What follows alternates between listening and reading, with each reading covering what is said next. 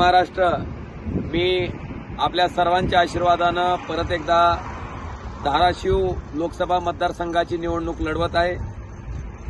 मी आपणास नम्र विनंती करतो की उद्या दिनांक 16 एप्रिल 2024 रोजी युवा सेना प्रमुख माजी मंत्री सन्माननीय आदित्यजी ठाकरे साहेब, माजी मंत्री सन्माननीय युवा नेते अमित भैया देशमुख साहेब आणि त्याचबरोबर सन्माननीय युवा नेते रोहितजी पवार साहेब या सर्वांच्या प्रमुख उपस्थितीत उद्या माझं नामनिर्देशन पत्र दाखल करण्यासाठी सकाळी ठीक 9 वाजता रॅली निघणार आहे। तर आपल्या सर्वांना नम्र विनंती करतो की आपण सर्वजण त्या ठिकाणी मला आशीर्वाद देण्यासाठी मोठ्या संख्येने उपस्थित राहावं। जय महाराष्ट्र।